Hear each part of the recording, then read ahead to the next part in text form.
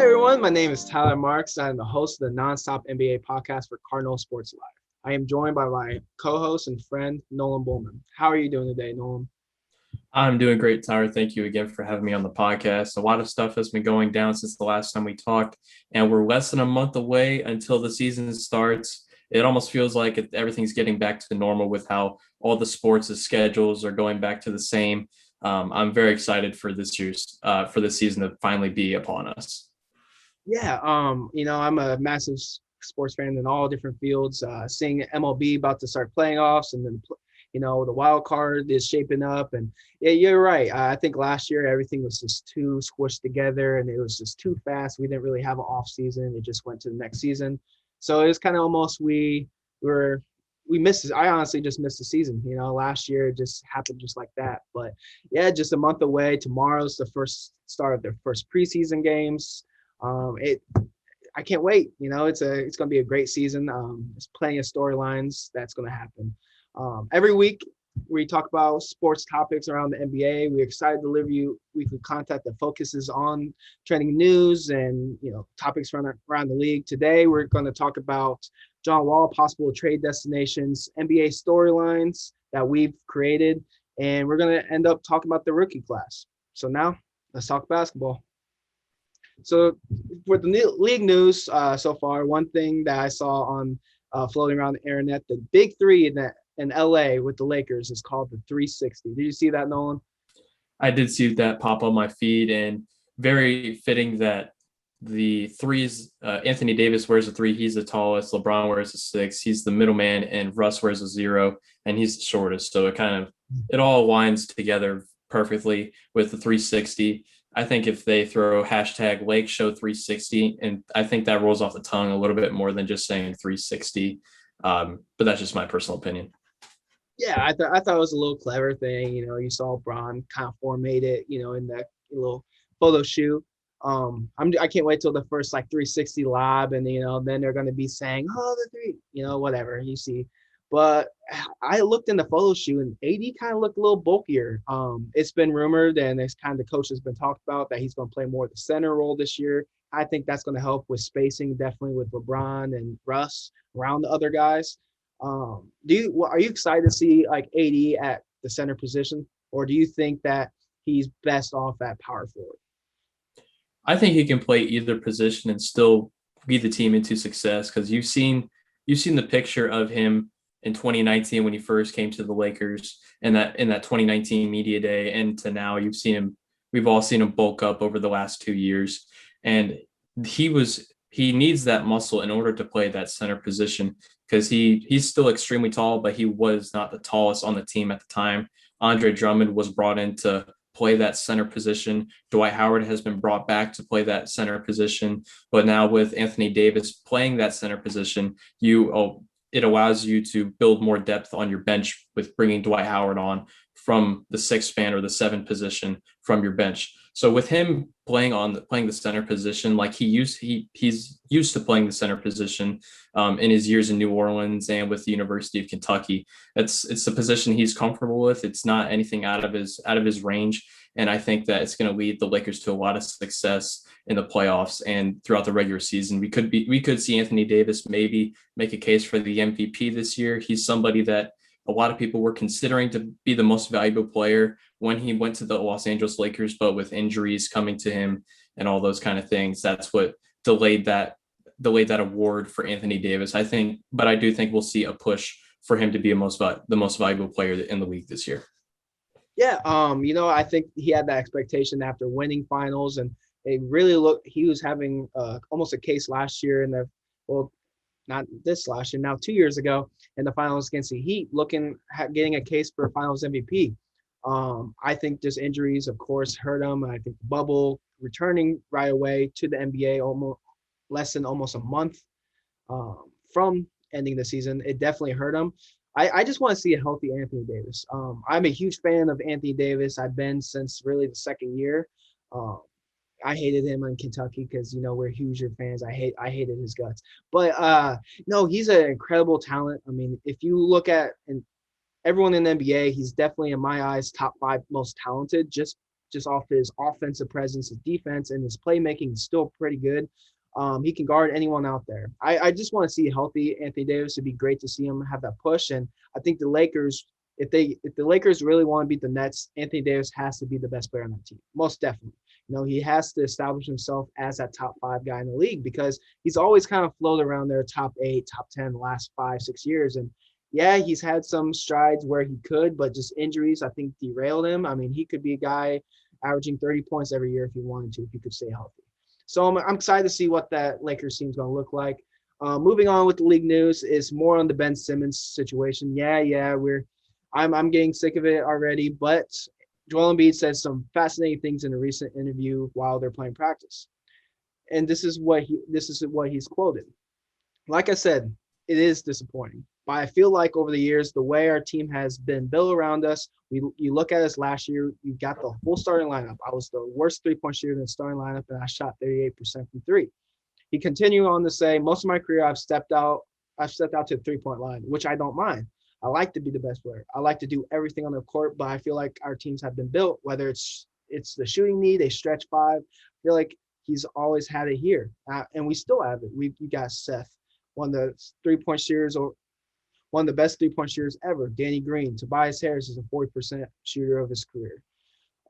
I think he has a better shooter, but he can get hot. We just added George Niang. Even going back to the reason we signed Al, we got rid of Jimmy Butler, which is I still think it was a mistake. So he continues on saying better with him than without him. So what do you see on that quote, Nolan? Like, what do you depict from that? From that quote, it showed me that Ben Simmons has been very ungrateful from the 76ers organization, who has been planning to build around him ever since he came back from that injury. He's basically, we all thought it was Joel Embiid, but it's apparently been Ben Simmons as the heart and soul of that front office of trying to find players to build around him. And everything Joel said was true. They were giving him shooters so that he could drive and dish, so that they could get 3 points instead of 2. And even if they miss, there's Joel to pick up to clean up the board and put it back in. So having that knowledge of the front office wanting to build around Ben Simmons instead of building around Joel Embiid shows you how their front office has room to grow. Joel Embiid should be that person that they're building around. He was just making a case for the MVP this year. And if you're not building around your MVP caliber players like that, then you're not going to go very far in the playoffs, and you won't even see the NBA Finals. And that's very evident considering they didn't even make it out of the second round as the number 1 seed in the East this year. I agree. I was really surprised to see that from Embiid, but I'm not, because it is Embiid, and he in the past has spoken out even when he has been hushed or told not to say anything. And that's what I do respect about Embiid, is he does speak his mind, just like players like Russ and others around the league. One of the biggest things from the quote that I saw is the Jimmy Butler, because we've always kind of discussed about the Jimmy Butler situation, and no one really said the 76ers just didn't want him at all. They really didn't talk about that. And with basically what they're saying is we got rid of Jimmy Butler because of Ben Simmons, just like you said, with the spacing and the fulfill Ben Simmons needs, and got Al Horford. And honestly, Jimmy Butler took him. I mean, it wasn't the greatest fit, of course, right? Like, there's a reason why they got rid of him. At the same time, though, Jimmy Butler on that team put him on a different level. And we all saw 2 years ago how Jimmy Butler took that Miami Heat team. Granted, they're very well depth, and they had a good team, a good culture, and all that, 100%. They had a lot of young guys and a lot of inexperienced guys, and Jimmy Butler took that team, beat the eventual champions this year in the Bucks, and then continue to beat the Celtics, who were looking very hot too. So just the presence of Jimmy Butler could have turned this team into a championship team every single year. And if I'm Joel Embiid, I'm pissed too. I just had an MVP year. I go in the playoffs, I'm hurt, and I'm still dominating. And that's one thing. Like, he had a torn meniscus or whatever in his leg, and he still dominated. He still didn't miss a beat, and they couldn't get the win. They lost to the Hawks. So with Ben Simmons, it's tough. I can understand where you felt like you got thrown under the bus or whatever, but at the same time, you didn't make the progress. You didn't get paid as a max player. If I pay you as a max player, I expect you to take me to like the promised land. I mean, this has been a rebuild the last 10 years almost. I almost kind of dated back to Drew Holiday. And not many people know Drew Holiday was even on the 76ers because how long ago it was. So like if I'm a 76ers fan, I'm upset, honestly.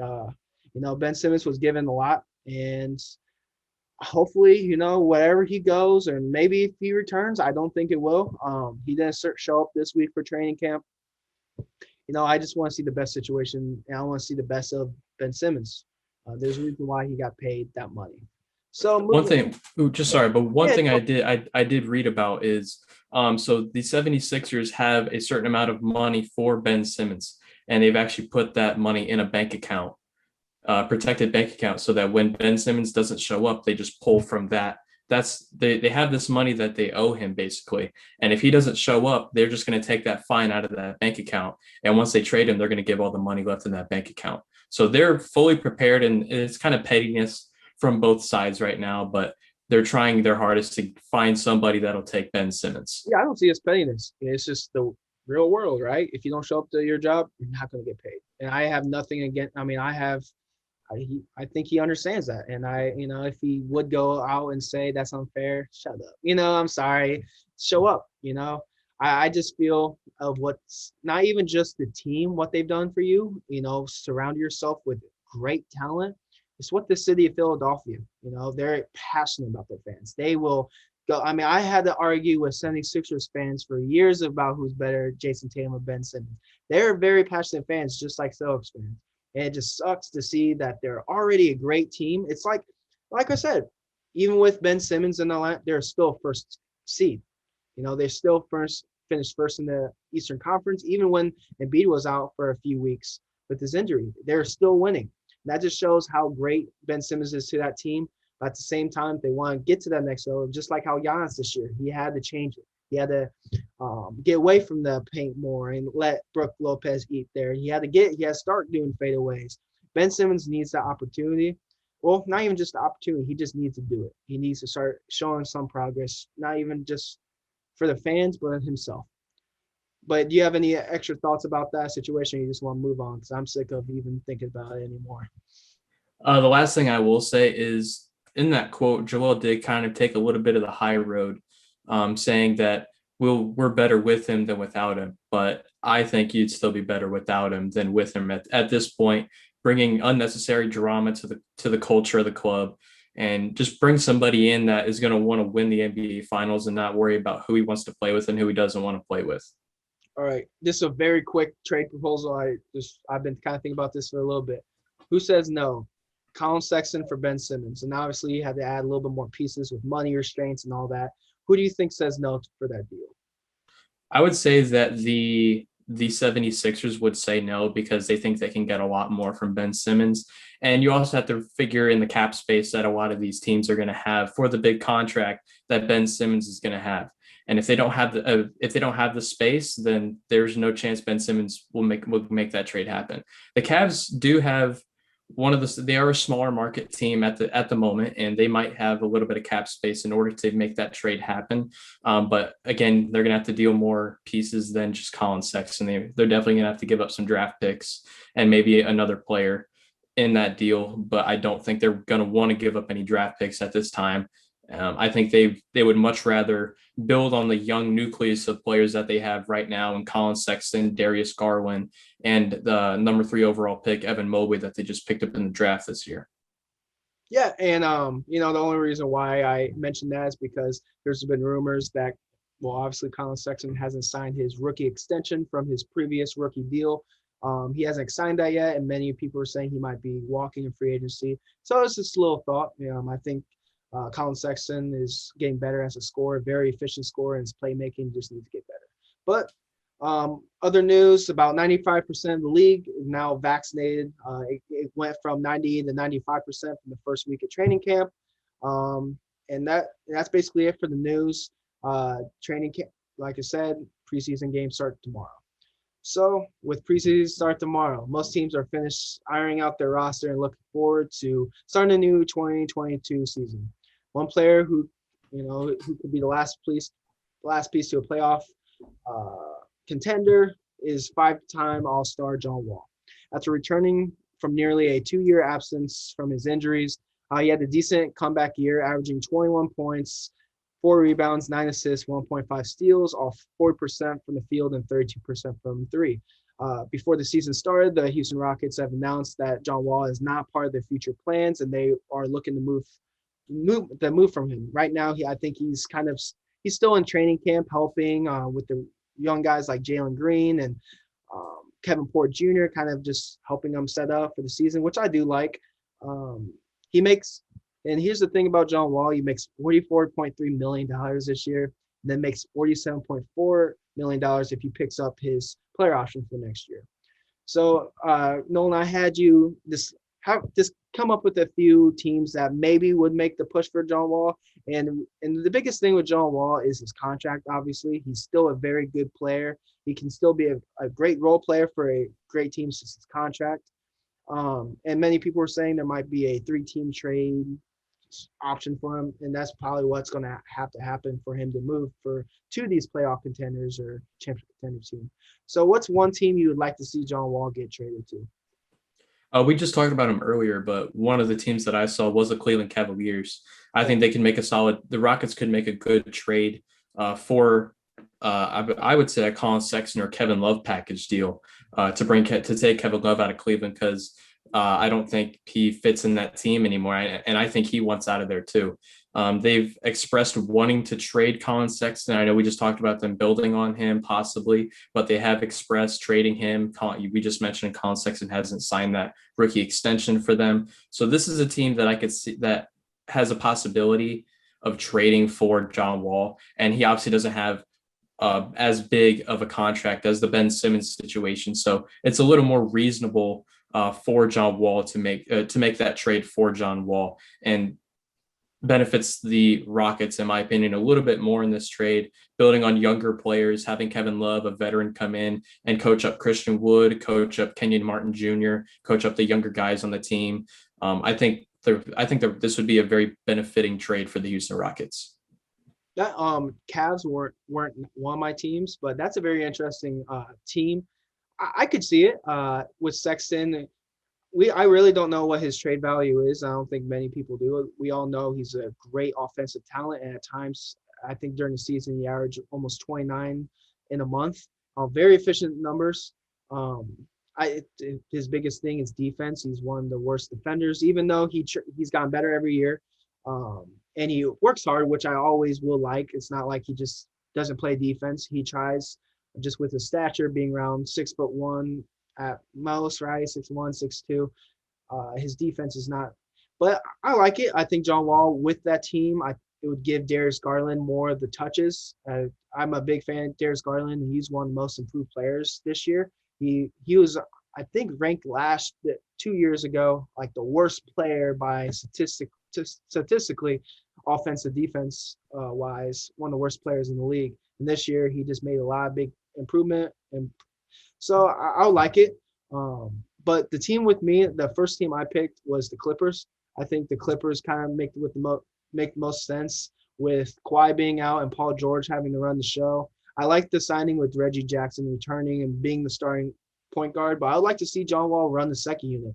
I think it'd be great when Paul George isn't on the court and Reggie Jackson and Terrence Mann isn't. He can run the show kind of and even just score, be like a D Rose type thing. I think with one thing with John Wall, even though his defense isn't as great as it used to be, and his scoring is not efficient enough, and honestly, it's only 1 year back, so I don't really see too much to it yet. His playmaking is still one of the best in the league, and he's one of the smartest players in the league.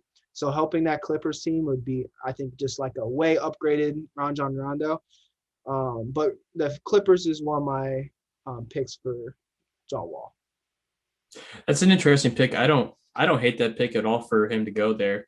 Considering that they did trade away Patrick Beverley and they lost Rajon Rondo, he went to the other team in Los Angeles. So having that depth on your bench is always helpful. John Wall, he was number 1 overall pick. He kind of ran the show over in Kentucky when he was playing in college, ran the show in Washington when he was playing with Bradley Beal. So he understands that leadership role, and he has so much to give to the younger guys on the team. Running that second unit when Paul George or Kawhi needs a break, that can be detrimental to the team that they're playing, because John Wall, as much as we think he's washed up, he still has a bit of a motor underneath him, and he's still able to scoot. Even though he's had those injuries, those leg injuries over that 2-year time period, he's been able to show that he still has the speed and he still has the endurance to attack at times and get a couple buckets in those attacks as well. But my second team that I picked was the New Orleans Pelicans. And I think this would be a good trade for them. It'd be an upgrade at the point guard position. During free agency, they missed out on an attempt to get Kyle Lowry from the Raptors, and they had to settle for Devontae Graham. And with that, I do think that Devontae Graham isn't what they were looking for. And John Wall is somebody that could be helping them out. He could even start on that team as well. And it's not like they're at the bottom of the barrel, scraping it, trying to rebuild from the bottom up. They're starting to contend for 10th place, 9th place. And with the play-in tournament coming into play at this point, puts them in a good position to get back into the playoffs. And I think John Wall, with his attacking, and with Zion on that team too, the explosiveness from both of them, with a couple more pieces added to their shooting and all those things, I think that team could be a very solid case for a playoff team and put themselves in contention. Yeah, honestly, that sounds like a pretty good. I like that. I like John Wall being on the Pelicans. Honestly, I think it would just add more leadership to that team. I think that's one thing they're lacking. I'm not saying Zion isn't a leader. We don't know. But I feel what I've gathered from Zion, from his interviews, he's just more of a laid-back guy. I think he's just a very nice guy. I've seen him frustrated. It's not like he's some Mr. Whatever, just happy all the time. I've seen him frustrated and all that, but I think John Wall would be that voice in the locker room. He's always been like that, like in Kentucky and in Washington. He was that voice, and last year with the Rockets as well. I like that. The only thing I would have concerns with is unless Zion starts stretching out, John Wall's best game is driving and dunking in the paint, and that's where Zion, we all know where he eats a lot. But yeah, I think with the stretching, if you add enough guys around him, maybe put a small ball lineup where you put Zion at the 5, which he did play last year with Stan Van Gundy. I think it could work, but that'll be a very fun trio really with Brandon Ingram as well, which I think Brandon Ingram's going to have a lot better year than last year, even though he still had a good year. The next team I said, it might surprise you, is the Hawks. I think adding John Wall is adding another veteran who has had playoff success against the Celtics, a lot of times in recent years, and facing the Hawks, he's taken teams to an Eastern Conference. The reason why I think it would be great is, like I said, it kind of leads the second unit off the bench, and it gives another voice in the locker room to back up Trae Young, and it's another playmaker when Trae Young isn't on the court. You add John Wall, and he can get guys like John Collins and DeAndre Hunter, Cam Reddish, all those type of guys some points as well. I was kind of thinking of like Western trades because I know the Hawks are just signed John Collins to that extension and Trae Young. I could see him. We all know the Hawks are stacked with young talent, like I just mentioned. Cam Reddish, DeAndre Hunter, Kevin Huerter. You can keep on going. There's so much young talent, and even Cam Reddish barely got minutes until the Eastern Conference Finals, and he's a very good player. I think this could be a time where you could send Danilo Gallinari to the Rockets in return for John Wall, so you can give DeAndre Hunter, Cam Reddish more minutes. He makes around $18 million, so you could try to figure it out with that. Maybe a three-team trade deal. But the Hawks, I feel, would be they'd be a lot better with John Wall running the second unit. Yeah, and the only concern I have no problem with that, but the only concern I have is the being very guard heavy, because they just drafted Sharif, and Sharif being the hometown kid from Georgia, he's gonna get a lot of media attention, and I think he's gonna get a good amount of minutes considering he's from Atlanta. They want to market him into that team, and I think they want him to develop into leading that second position of the second squad. I mean, of the Hawks, and I think that with Sharif coming out of Auburn, he was kind of the main guy on that team. He has the ability to lead, but he still has room to grow. I think trading for John Wall, let's say they do trade for John Wall, that's another guy that can coach up Sharif and coach up Trey. So it's a good trade if they want to build on their young squad and help them build those leadership roles. So, but the third and final team that I have, this is the only reason why I picked this team is because it's the most realistic. This is the team that has the most realistic options of trading for John Wall. It was the Oklahoma City Thunder, and the reason they have the most cap space available out of all the teams left in the NBA. They have the ability to make this trade. Do I see it happening? I don't think so. To me, it doesn't make any sense to take on this contract during a rebuilding phase. It just doesn't make sense to me. So, and considering we have a very young team, the trade that we would have to make would be very astronomical considering of the asking price that they would be asking for in John Wall. We have a lot of picks to give, but I don't want to give up really any of our top talent, especially during the rebuilding phase when we're trying to get back to where we were. Yeah, I didn't think about the Thunder, but I agree. I think it would, with the money situation, it could hurt. I could see that point. But my counter to that is I think with what the Thunder have been doing, kind of getting those draft picks, developing their young guys like Shea, and also having, like, let's say Al Horford, he just got traded and you guys had him for a lot of years and he had that big contract. He was able to get traded this year to the Celtics, even though Kemba was barely on your team. You guys ball him out, but you got at least some value in return of that, kind of with what you did with Chris Paul when you guys traded Russell Westbrook. You guys got the return as well. I could see that. My counter to that, I could see this as another opportunity for John Wall to show his worth for a teammate, to kind of get a second eye looking and get the opportunity to get traded to a better team.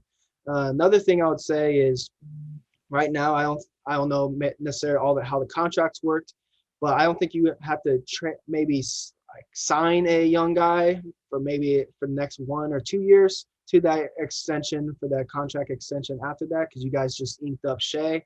And this could be a thing where John Wall plays for your team this year. If he doesn't get any biters for the trade market, then next year you can maybe buy him out somehow with $44 million or try to trade him.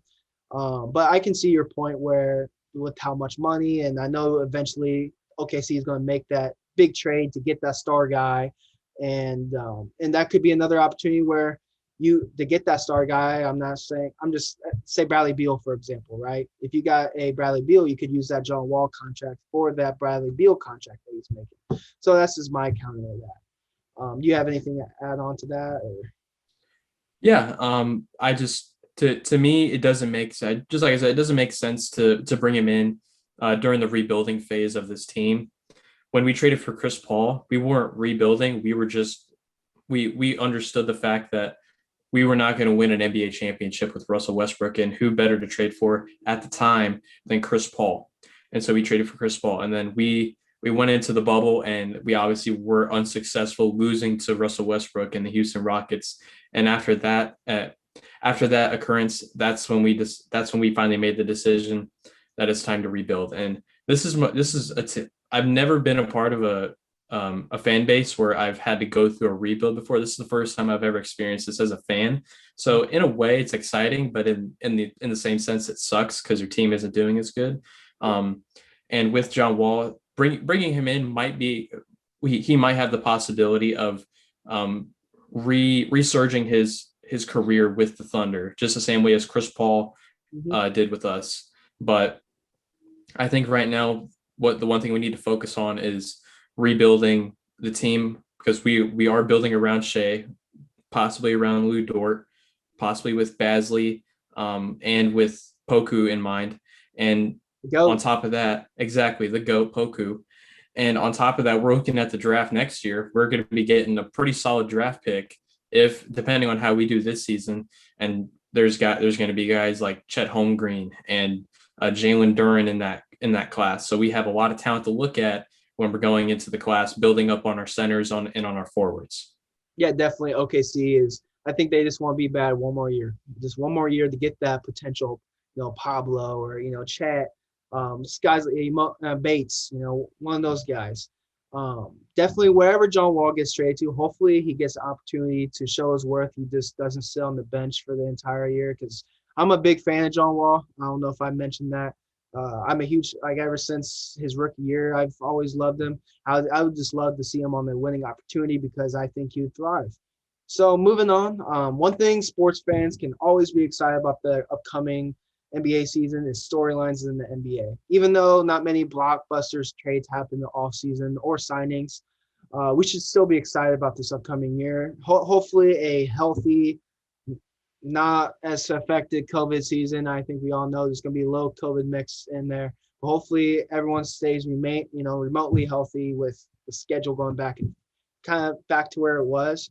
I want to have some fun before the season started, Nolan, and just think of some random storylines. It could be some, sorry, it could be a prediction. It could be something that you want or don't want, or just underrated storylines. So what's one storyline that you were thinking about that you want to discuss? Well, I was looking up on NBA and seeing what was going on around the league, and one thing that caught my eye is an article about DeMar DeRozan possibly being this season possibly being his best season of his career. And that's when I started reading up on that because that really caught my eye. And they read about how he hasn't really experienced this emotional and all these things that goes into being a winner until he went to San Antonio and was playing under Popovich. And now not having that knowledge going into Chicago, he thinks that this is going to be his best season mentally and physically ever in his entire career. Not even with Toronto, where he was loved by everybody in the city and everybody's hearts were broken when they made that trade. Kawhi lifted them back up again, obviously. But for DeMar, it almost seemed like he fell off in a way, even though he really didn't. DeMar was still putting up great numbers with San Antonio, and at times running at the 4 spot. Mm-hmm. as a 6'6" shooting guard.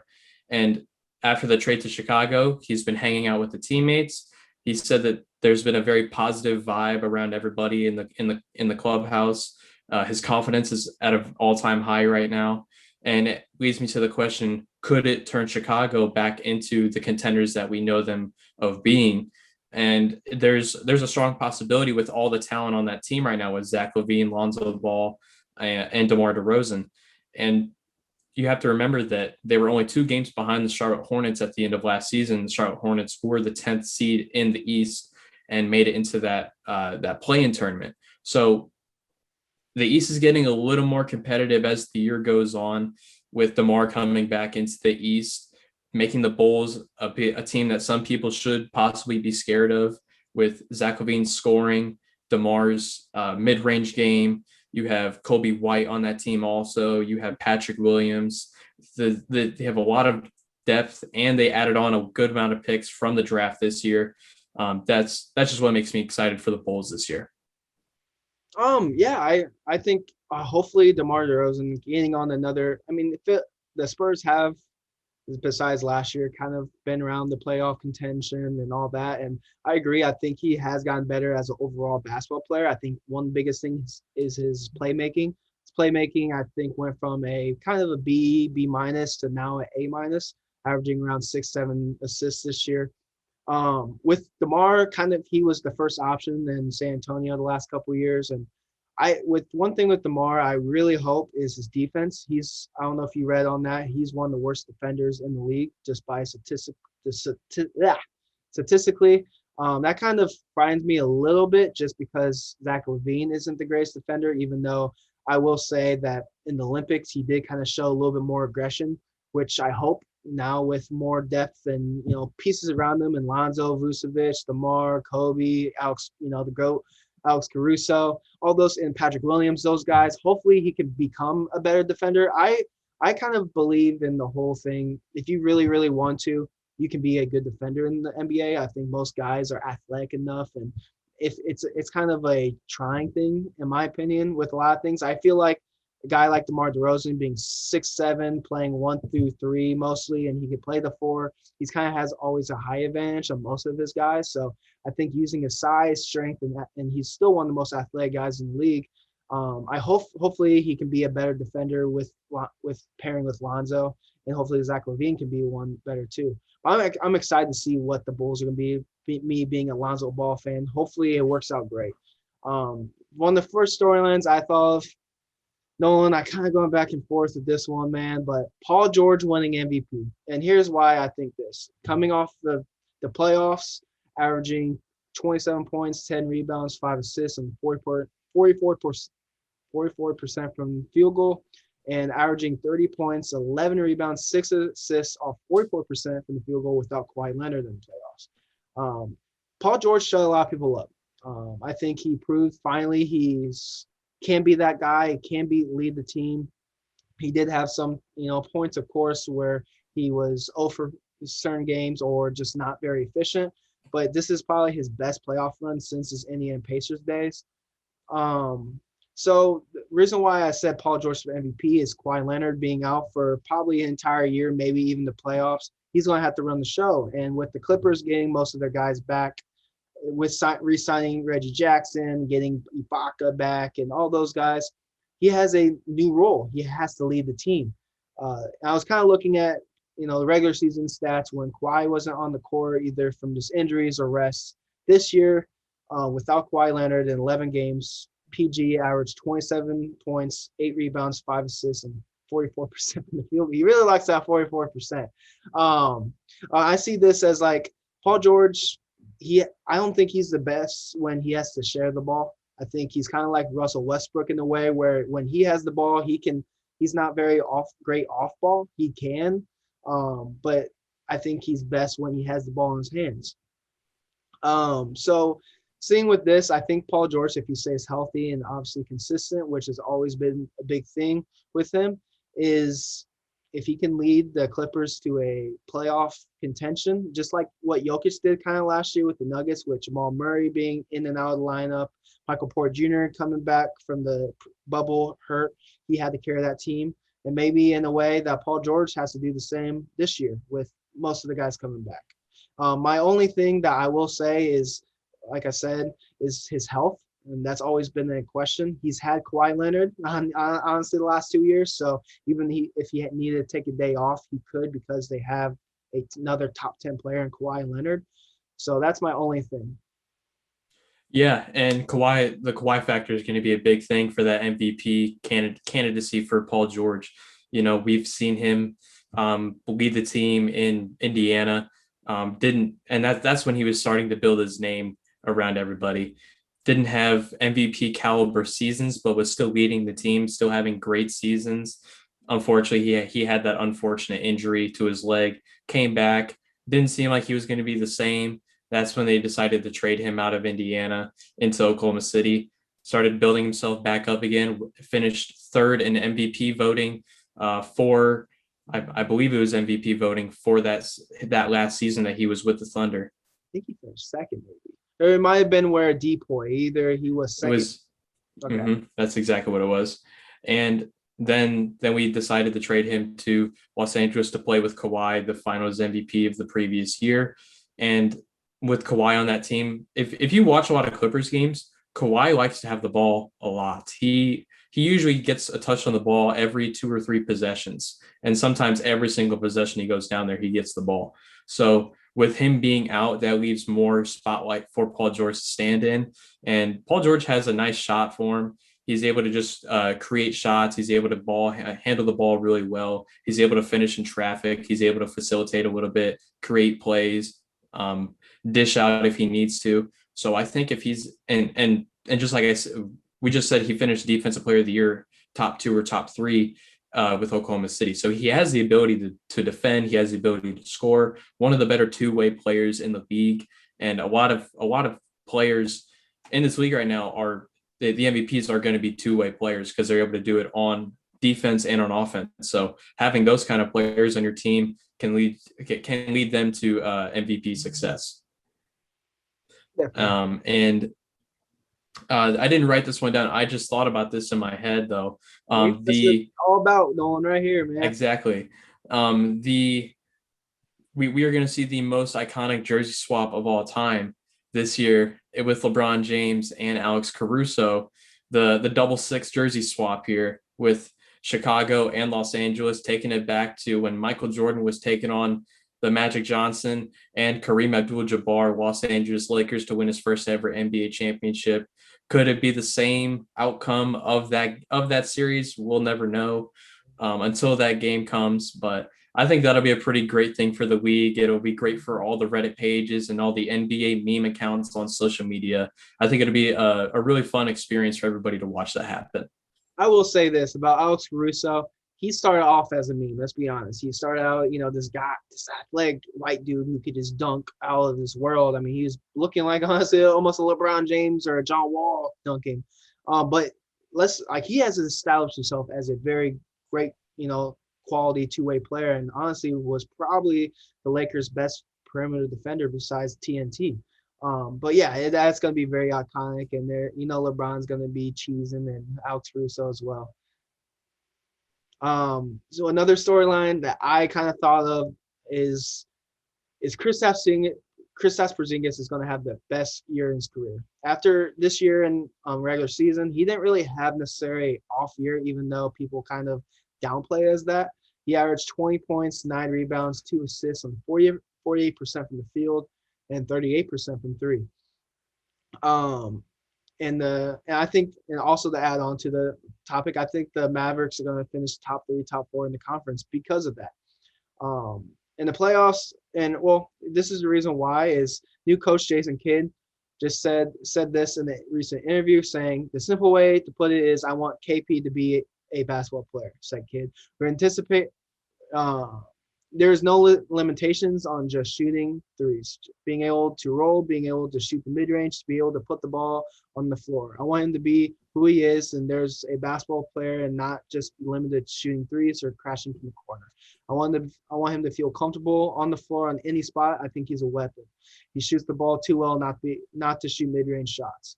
I think this is kind of coming off of last year with rumors, saying that Luka was too much of a ball hog, that he didn't trust his teammates, and Jason Kidd actually would go on saying that he wants Luka this year to trust his teammates more. And by trusting his teammates, and hopefully Kristaps, what he was doing with the Knicks before his injury and getting traded, he was looking like a superstar in the making. The only downplay, I think, in the playoffs, he only averaged 13 points, 5 rebounds, 1 assist, 47% from the field. To the previous bubble, averaging 24 points on 9 rebounds and 53% from the field and 53% from three. Granted, my maybe bubble stats correlated. Anyways, he looked like a different player, and he hurt the Clippers a lot of times when he actually played. I think Kristaps has been the result of having to fit in a type of system that's just not best for his needs. I think Kristaps, it's not just the Mavericks' fault, nor is it Rick Carlisle's fault, because I watched some games and he looked lazy. I think one of the biggest things he needs to do is get those boards. Him being 7'3", I get it, he's not the biggest guy, which he's gotten bigger over the years. He needs to get more rebounds. The Mavericks were kind of on the lower tier. I know Luka they kind of do what they do with Russell Westbrook and letting Russ take the ball up, which is one of the reasons why he got so many rebounds.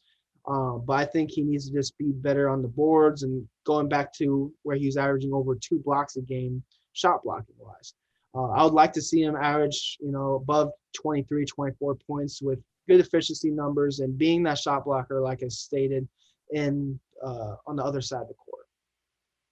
Yeah, I hope you're right with that headline there, Tyler, because I do miss watching Porzingis dominate the games the way he used to in New York, and it is very concerning because with media day, it wasn't about Luka and Kristaps, it was about Luka and Boban. So they're not really mentioning him, in headlines about media day. They're not really talking about him unless it's about Luka trusting his teammates or anything like that. But Uh, this is oh, this. I added Sorry, one. go ahead. Yeah. Also, I forgot to mention is not just for Kristaps, but Luca. Luca is a generational talent and is going not even just for the MVP, right? But he needs to win a series. And honestly, the Mavericks or what they were 3-1 against the Clippers this year, and they blew the lead. Granted, Luca kind of got hurt, I believe, in Game 5, but still, if Kristaps would have been involved in the game, they would have beat the Clippers in 4 or 5 games. So, and that's why I just like to add that hopefully they can just get more talent and more help around Luca, and Luca can trust his teammates. Yeah, with Tim Hardaway Jr. on that team and Jalen Brunson, I believe, is making more of an impact. I think that they'll mesh a little bit better, and they do have the potential to be the fourth or fifth best team in the West this year. But everybody's got to stay healthy, and everybody has to play how they're supposed to. Kristaps is used to shooting threes. Maybe they teach him to play a little bit more in the posts or anything like that because he has the height and the ability to post up and turn around and shoot a fadeaway. I think He has those kind of kind of tendencies to do that, and I think that would help them out a lot. agree, and I think what Jason Kidd also mentioned is he didn't shoot many mid-range shots last year. I think a lot of it just being in the system. I get it with Luca, but that like Jimmy Butler is a example, and DeMar DeRozan of being a great mid-range shooter, and that can work. Hopefully, Kristaps can go back to his ways of obviously shooting threes, which he's very great at, but also shooting those mid-range shots so he can get more touches. I definitely agree. And the final headline that I have here, I was reading an article about the NBA. They changed an instant replay rule for this season, and the rule is that this instant replay rule will eliminate referee initiated replays of out of bounds violations during the last 2 minutes of the game, which is considered part of the clutch time of the game. This is an attempt to improve game flow during that time. Not as many pauses to look at an out of bounds play or anything like that. And one thing they're also doing is they're allowing the coaches challenge to be extended all the way through to the game. And before that, they weren't allowed to challenge after or during those final 2 minutes of halves. So I think that this is going to lead to better called games and better outcomes of what was actually supposed to happen rather than going to the monitor, waiting 5 minutes, getting the call right, even though it was already the call. And then it just switches the momentum of a team. What are your thoughts on this, Tyler? Because I think that this will improve the game flow, but starting out, it's going to be a little weird for everybody considering that they're not used to this kind of thing. This is something that has been going on for a very long time. For these last 2 minutes, if there's a big play and somebody falls out of bounds with the ball, they have to go to the monitor. But what do you think about this rule switch, this rule change in the NBA for the season? Hallelujah. Honestly, I think I'm really big. I like obviously getting the plays right. Being a fan myself, of course, even if those things happen and that changes for your call, yeah, it's great for your team, but at the same time, it hurts the pace, like you mentioned. And you mentioned you have to wait 5 minutes. If you're lucky, you have to wait 5 minutes. A lot of times, I remember it was the Trailblazers and Celtics game. I was watching it. It was about the last 30 seconds of the game. I'm not shitting you, Nolan. It lasted at least 30, 35 minutes. And like the last 30 seconds of the game, because there was like 2 calls where they had to go to that damn monitor and look. And it's the most obvious thing you think, right? And I think that's the worst thing is when it's like the most obvious call. You're like, you see it one time, all right, that's it. And then you have to keep looking and looking. And like you mentioned, it hurts the pace of the game. It hurts the momentum. It hurts when those guys make those winning, the tension. The tension in the crowd. I know we didn't really have a crowd for most of the year until more the end, that build that tension and build that environment. And usually, I mean, if the crowds have to wait for that long and for the refs, it just hurts the fun of the game. And that's just one of the things about the NBA I love is they're willing to try different things. Just like the whole rule now, you can't honestly the AKA Trae Young rule. is where you pump fake and you land, you run, you basically jump into zone to get a foul call. I love they got eliminated. They eliminated that shit. Like it really made me mad, and it kind of, even though I was pulling for Team USA, it made me happy a little bit when I think Kevin Love tried to do that in the Olympics, and the refs didn't call it because this is a non-basketball move, and he's like, "Whoa, why?" And that kind of happened a few times during that as well. I think it just fans are sick of it, and I don't. And I will say this though, I don't blame Trae Young for doing it. I don't blame James Harden. I didn't blame Ginobili for doing it. I didn't blame Kyle Lowry when he did it. Kobe Bryant. You can go down the list because a lot of players did it. Because at the end of the day, if it's not a rule, oh yeah, I'm going to use that as my advantage, especially if I'm a 6'1" point guard like Trae Young or Lowry, who uses any opportunity for leverage as they can because of their size and stature. So I'm happy that the NBA changed that because I think it was hurting rather than improving the overall game.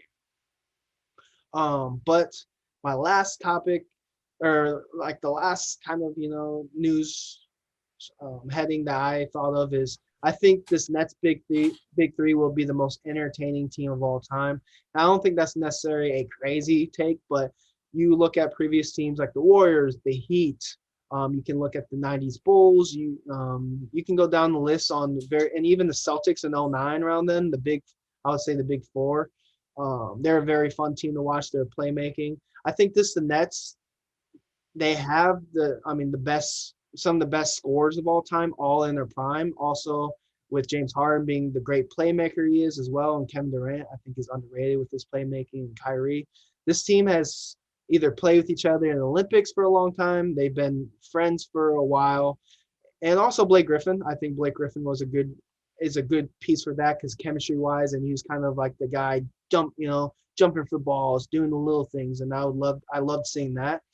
Just in the small sample size with the injuries last year and James Harden getting traded a little bit into the season, they were 9-2. Now, I'm not even necessarily looking at record-wise. I'm not saying they're going to break records or anything like the Warriors record. I don't think they're going to do that just with rest, especially with Kevin Durant, Kyrie missing probably half the games from not getting the vaccine, and James Harden, who knows, he might just go to the strip club for some of the games. I don't know. But, this team is very skilled, and I think the chemistry that they're showing at the very end of the year when they were not even necessarily healthy, they're still dominating teams. It's just going to be very fun to watch. I think it's going to be better than the Warriors just because even though I love Klay Thompson, he's this amazing player, great part of the team. I think I would say the third option is Kyrie Irving, who could be the second, third option, and then first, obviously. But I think just with Kyrie's dribbling ability and shot creation, it's just going to be more fun team. I agree. And we didn't even mention Paul Millsap or LaMarcus Aldridge, who thankfully has decided to come back and play and finish his career after that scary incident last year. But you have a lot of experience on the team. You have the younger guys and Nicholas Claxton and your draft picks that we had balling out in the summer league this year. You have MVP caliber players in James Harden, Kyrie Irving, and Kevin Durant. It's a pretty solid trio, and hopefully we do get to see the Nets Lakers matchup that we've been waiting so long to see. And I believe they're playing on Christmas. I'm pretty sure that they're playing on Christmas. So if we get one of those games, I think it'll definitely boost the ratings for the NBA because the ratings have been going down for the last couple of seasons due to everything going on. So this is a matchup I think the NBA was hoping and praying for, and are kind of glad that these trades were done and these deals were made so that these teams could have these trios and these all-star teams so that they could boost some ratings for their viewership. Hell no, you don't have to wait till Christmas. You can just tomorrow. They're playing the preseason game. Oh. You know how preseason works. Usually the players play but who knows? Maybe this game they have almost a real game because like you mentioned, a lot of people are hoping to watch the Nets versus Lakers finals. Hopefully, in my case, hopefully the Celtics make it there, Celtics versus Lakers, whatever, but yes, the Nets and Lakers, it would be a great opportunity just to showcase what they can do. I think this could be almost a Warriors and Cavs type of rivalry if they, stay healthy and all that. But that kind of completes our segment for the topics. Um, this year, this upcoming rookie class has been compared to the 2003 draft class that's featured Hall of Famers and future Hall of Famers such as Bron, Wade, Melo, and Chris Bosh. Stars like Cade Cunningham, Jalen Green, Evan Mobley, Suggs, and you can go down Jonathan Kuminga. You can go down an entire list, and there's many players that could not just impact the team, but be a star in this league, or maybe even superstar. What's one player that you're really excited to watch? And I knowing that you really follow college basketball, Nolan, I'm going to give this to you. Yeah, so one of the team players that I'm really excited to watch is Chris Duarte. He was drafted by the Indiana Pacers, I believe, with the 14th overall pick this year. He came out of the University of Oregon. He was named the shooting guards of the year, the best shooting guard in college basketball last year. And with TJ Warren being out for still a good amount of time of this season, he's going to get a good amount of minutes possibly in that starting role or even coming off the bench. Chris Duarte has the ability to really light it up from behind the 3-point line. He's able to make plays. He led that Oregon team, I believe, to the Elite Eight or the Sweet 16. I can't remember off the top of my head right now, but he took that Oregon team that was kind of on the decline as of late, and turned them back into the basketball program that Dylan Brooks had created before he left to go to the NBA. That's one of my players that I'm very excited to watch. Do you have any players that you're excited to watch, Tyler? Yeah, actually, I think the biggest guy I'm really excited to watch just to see what he can do is Scotty Barnes. I'm a big fan. I like the role that he can fill. Is he's kind of like an Evan Mobley in a way where he doesn't need to score a lot to really impact the game. His defense is, I think he's already been kind of declared the best defender in the draft, besides maybe Davion Mitchell, who's really showed out in the summer league. I think he's been compared to Draymond Green. It'd be great. We all know Draymond Green is probably a future Hall of Famer, one of the best defenders in the league. In really almost in NBA history as well. I would put him up there as well. Just in the summer league this year, he averaged around 16 points, 7 rebounds, 3 assists, and 2 blocks and 1 steal. I'm excited to see what he can do for the Raptors. I think the Raptors already have a solid team with the Pascal Siakam, Fred VanVleet, Gary Trent Jr., OG Anunoby. I think Scotty Barnes is a perfect need for the playmaking, for his defense. I think it's going to help the Raptors really improve, and it could honestly just give opportunity for the Raptors to maybe move on for Pascal Siakam and give Scotty Barnes the opportunity to be the leading power forward or wherever they want to put him, because he can really play 1 through 5, honestly, just with his playmaking and all that. It'd be great to see his 3-point shooting improve throughout the season, and that's one of his biggest things, even though he wasn't horrible in summer league. But yeah, I'm excited to see what Scotty Barnes can do, because I like players like that who don't need to be ball dominant to be dominant in the NBA. I don't know if you saw this, but they actually named Scotty Barnes the most athletic player in this draft class, because he actually started as a 16th or 17th projected pick. Okay. And he was due to his athleticism and defensive work and everything that impressed the scouts and everything at the NBA Combine. That moved him up into the lottery and eventually moved him into the 6th overall pick. And he was predicted to go to Oklahoma City Thunder at that point. And then about a couple weeks before the draft occurred, they predicted him to go 5th to the Magic. And that's where everybody was predicting him to go. And on draft night, they ended up making a surprise pick and drafting Scotty Barnes with the 4th pick. I was not expecting him to go to the Raptors. I think he would have fit a little bit better in Orlando, because it's just when you're making these predictions, you just kind of once you see them go there, it kind of just fits. Mm-hmm. But if everybody goes to a place for a reason, same thing with Jalen Suggs. Yeah. Sorry, go ahead. Oh no, I'm just about to say I'm happy he didn't end off with the Magic, to be honest with you. I think the Raptors is a great place for him because he's not going to put up. I don't necessarily think he's going to put up the stats, kind of like what Draymond Green. If I know his playmaking now recently, he's averaging over 9 assists, but in the past, you look at Draymond, you're like, oh, this isn't really an all-star or star. But I think with him being on the Raptors and potentially making the playoffs, it's going to get him maybe higher up in the rookie year nominations, which next episode we're going to be talking about. But yeah, I think the Magic would obviously have used him as well. And I was surprised too that the Magic like drafted Jalen Suggs after they have Fultz, they have Cole, Anthony, and so yeah, it was a very guard heavy lineup. Yeah, and that's another reason why I thought Scotty Barnes could have gone to the Magic is because of the guard heavy lineup, and with Wendell Carter Jr. on that team, you don't have a very big presence. You have a very big gap between your guards and your forwards. Scotty Barnes would have been a great person to fill that spot in between them. And with Otto Porter going to the Golden State Warriors, that was a perfect opportunity, I thought, for them to draft Scotty Barnes. But to speak about Jalen Suggs at that point was the Best. top player overall left and with that fifth pick. And as of right now, people are considering him to be the favorite to win the Rookie of the Year with Orlando.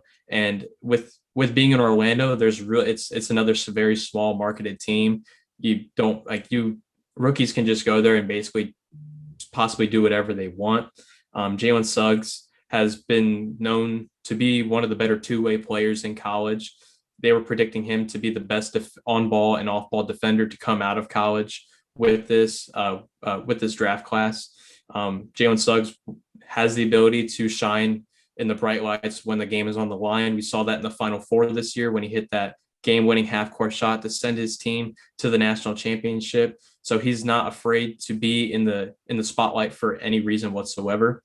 I think I really like Jalen Suggs as a player, and I hope that he is able to make that transition into the NBA because he has the ability to score. He has the ability. He needs to build on his shooting a little bit, but his fast-paced play is what helps him out a lot and helps him get a lot of buckets. Yeah, I've been the fan of Jalen Suggs since really watching his not just his basketball but his football highlights too, because he's one of the best in the league. I mean, ranked football players in the nation as well, and could have probably gone to the NFL. That just shows his, just like you said, his athleticism, his how strong he is and how fast he is. It helps defensively and it helps his mentality. I think football probably helped that. Just because in football you have to have a certain mentality to be the best, and I think he learned that a lot from his hard work, because it's hard work being just one sport. Having to be great in two sports is a whole different thing. And him being a quarterback as well, it could, kind of maybe show his leadership and what he can do. I'm a big fan of him, and hopefully I like his hard work. Like, I'll always respect guys who work the hardest, and I'm sure he's going to be a guy who's going to keep on working until he's the best. Next guy that I said was James Bouknight out of the Charlotte Hornets. The reason why, honestly, Nolan, one of the biggest reasons why I like him, I didn't really follow him in college. I didn't really know of him until the NBA combines things started happening, and I kind of started getting in tune to what the prospects were looking like. Honestly, I just like his style. I know it sounds weird, or I just like what he does off the court. He seems like a really laid-back guy, and I think he is going to add another cool, a nice scorer and someone who can fit the culture in Charlotte, which you're adding. And I think this is a lot of people are projecting him to be like a top 10 pick, and some people did it. He really ranged 5 to 15. He could have gone anywhere, and I think Charlotte picked up a really great player with him. He kind of reminds me of Brandon Jennings in a way. I like how versatile he can do crazy layups. He's very versatile in that way. He has a really good pull-up game. His three-point percentage this year is developing. In summer league this year, he averaged 17 points, 4 rebounds, 3 assists. I think he's just a bucket. Honestly, his defense isn't the greatest. It's going to need some work. But I think it just adds Charlotte another scorer. It kind of replaces Devontae Graham. I know Devontae Graham was a better playmaker than he was, and it's gonna hurt with that. But I think having another scorer like that around LaMelo and Terry and other guys like that, it's gonna help that Charlotte team. Yeah, most definitely. James Booknight was the biggest steal in that draft, in my opinion. Um, I don't understand why he slid to as far to 11 because he's an absolute bucket. He's the entire reason why UConn was as good as as they were. If they didn't have James Booknight, they would not be in contention for any conference championship, any possibility of making it into the tournament. I think James Booknight's going to have a very successful career. He's able to replace Devonte Graham with that free agency loss of him. I think he's going to be very helpful in that second or possibly third unit. I'd love to see him in the second unit for that Hornets team. But another guy that I really appreciated was Moses Moody. He slid down to, I believe, 15th or 16th, just outside the either just inside or just outside the lottery pick with that second Warriors pick they had in the first round. Moses Moody is a 3-and-D kind of player, somebody that the Warriors look for. That's kind of their play style.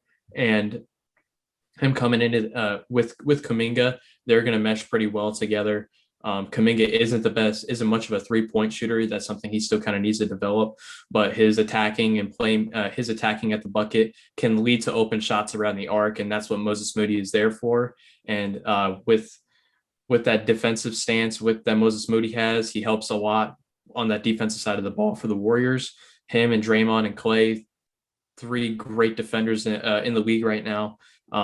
I think that Moses Moody is going to help that team out a lot in that second or third unit if they need to pull him off the bench in case somebody gets a tech or somebody gets hurt. Moses Moody is going to be able to fill that spot, and he's able to do that. He took that Arkansas team into the Elite Eight, I believe, something that nobody was expecting them to do. So Moses Moody is going to be a great pick. This draft class is so deep. I still have maybe one more guy to talk about with this whole draft class right now. Yeah, I know.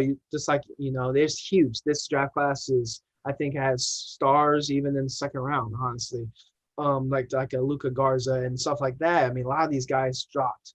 I'm really excited. I think Moses Moody he's gonna need to be that guy, right? Like I think the Warriors are still trying to figure out their situation and all that. Klay Thompson won't return for another month and a half, and even when he returns, when is Klay Thompson still going to return, right? The Klay Thompson either we saw before or the Klay Thompson he is now. We won't see that until kind of down the road. So these rookies like Moses Moody and Jonathan Kuminga are going to have to be big roles, and obviously the other young guys as well, such as James Wiseman. But the last guy, and like you stated, there's many guys I could go off on and say what I'm excited about because there is a very talented draft class. One guy I'm saying is Jason Preston. The reason why with Jason Preston is he had probably the best story in college basketball. I mean, you could go. It's like almost a movie with what he gone through. Barely, I mean, getting cut from the NBA, from the high school team to not even getting any D1 offers, no D2.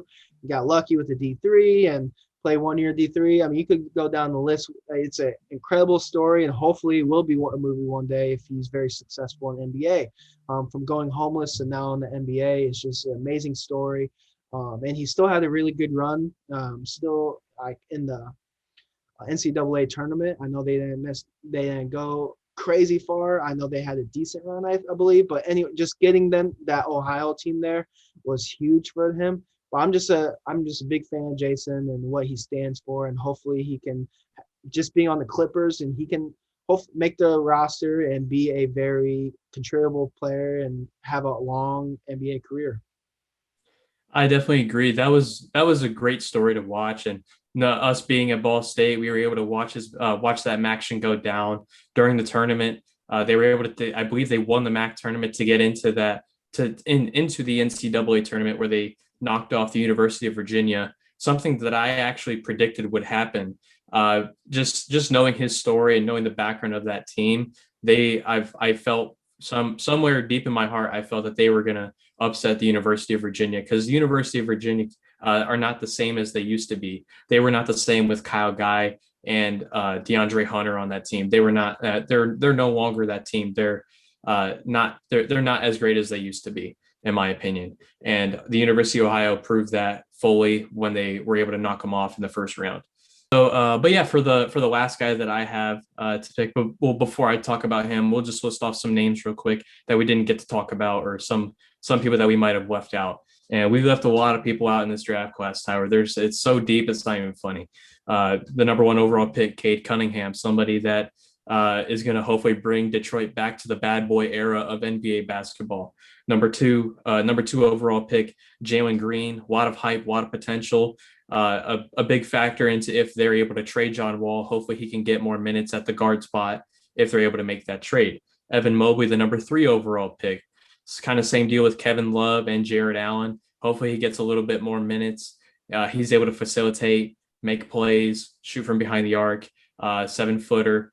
A lot of great potential from him with the Cavaliers. We didn't get to talk about Josh Giddey, number 6 overall pick. He sprained his ankle in the first summer league game. Hopefully he's able to come back into the preseason and show the fans of Oklahoma City what they're missing out on.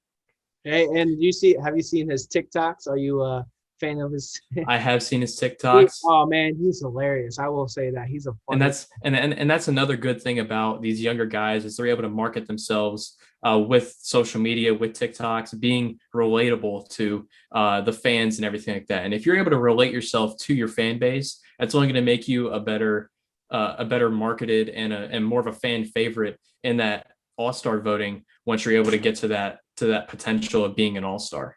But to move on with, we have Franz Wagner, came out of the University of Michigan, surprise lottery pick, in my opinion. Didn't think he would have gone this high up, but a lot of people were considering him to go number 10, number 9.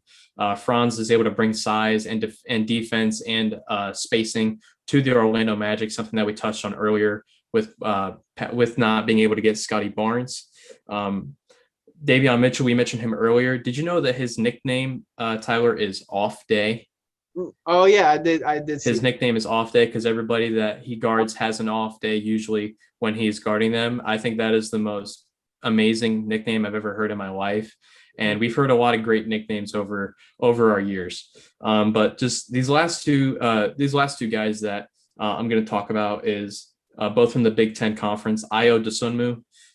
He was somebody that slid extremely far in this draft. I believe he was late 30s, early 40s in the picks. He was able to slide to the Chicago Bulls. This is another big steal in the NBA draft. He was able to drop triple doubles in a couple games, something that is very rare to see in college basketball. And he was also first team All Big Ten. Somebody that you would pass on that late just kind of blows my mind. And the final guy that I'm going to talk about is Luka Garza, who was drafted, I believe, 56th or 58th by the Detroit Pistons. He was the Naismith College Basketball Men's Player of the Year, which means he was the best player in college basketball last year. And he was almost not drafted. So the fact that the Detroit Pistons were able to wait on him long enough so that they could draft him with one of their last picks blows my mind. Because he is the only thing that faults him is his defense and his quickness. He's definitely not the quickest guy on the basketball court, but his offense is so amazing that it almost just counteracts it completely. And that's why Iowa was a number 2 seed in the NCAA tournament and almost a Big Ten Conference champion in that Big Ten tournament. Fortunately, though, they just recently signed him to a 2-year contract. So he's locked in with the Detroit Pistons. The Detroit Pistons are ready to ride with him for the next 2 years. So from pick number 1 to pick number 58 or pick number 60, the draft class is loaded with a lot of talent, Tyler. And this is something that I'm looking forward to a lot this year. I hope that the Rookie of the Year race is extremely tight because I really want these rookies to stand out and possibly be the best rookie class that we've ever seen. Definitely, and you did excellent with breaking down each player. There's a lot of guys. I mean, we could talk literally an entire podcast about what players. And you've hit the mark, and I just think this draft class is going to be super talented. I'm probably, and I'm not, and you talked about him great enough, is Davion Mitchell. How he says Off Day, and that's just so funny to me because that is a crazy nickname, especially the story behind it. I read stories just how the Kings are literally kicking him out of the court. I mean, out of practice. They're kicking him out. not out of practice, sorry. They're kicking him out of the practice arena because he's there all the time. And his teammates, it's not just a little gimmicky thing, oh, I'm a gym rat. No, he is a gym rat. The team has talked about, his teammates have talked about where they're like, he's just always there. He's always working on his game. And when Davion Mitchell was asked about it, he just says he has work to do. And that I always love that mentality. Kind of goes to Jalen Suggs. I think Davion Mitchell is going to make a case for Rookie of the Year, definitely, just like those other guys you mentioned. But this year has, like I said, the storylines, the potential. It's even ball field. If we get it, the Nets are healthy. They're probably most likely going to make it to the finals. But you never know with the Nets' health, especially with KD and Kyrie missing half the games probably because of the COVID restrictions, and James Harden. We don't know with his health, with his leg. It's really open air for many guys and other teams in the league as well, like the Heat, or you could go down the list. But this is going to be end up of another podcast episode, Nolan. Each podcast gets even better with you talking about sports, and I love that we're getting in the groove again, and hopefully we can start doing one, and once the league kind of starts getting more games and more storylines, because right now it's kind of dead, and it's more excited to start the season to discuss what we see. But I'm excited to start one or two times podcasts a week with you. Hopefully we're gonna add more things, add more next week. Hopefully we will be in person and we can start finally having personal conversations, well, interpersonal whatever with each other. That's what we've been wanting to do for a while, and add more things with that as well. But Nolan, it's always a great time. And do you have anything else to add? The one thing I will add is after 2 years, we are finally getting back to the regular, the real regular season of everything. This is the month where you should be watching sports. Every sport's going on at the same time. We have NFL, NHL, MLB playoffs, the NBA starting up, college football, and we're even going to throw in a little bit of WNBA in there too. The WNBA playoffs are going on right now. Be sure to tune into that too. Show them a little bit of love. Show them that it's more than just basketball for everybody. But I'm excited for all the sports to be going on right now. My Islanders are doing great. Red Sox are fighting for a wild card spot. Steelers are starting to decline a little bit, going into the rebuild. But basketball is finally, NBA is almost back to us, and I cannot wait. I'll say one more thing before. Hopefully, my second favorite team in the American League right now, the Orioles, can beat the Red Sox, because I need the Yankees to get the home field advantage. Sorry, Nolan, that has to be done. No, the Yankees have to get the wild card. I'm sorry. But, guys, it's a great having another conversation with you, Nolan, like I said, and talk about basketball again. And next episode, we're going to be giving our pre-rankings, team rankings, and our top 25 players. So, till next time, you guys, this is Nonstop Basketball with Nolan Bowman and Tyler Marks. We'll see you guys next week.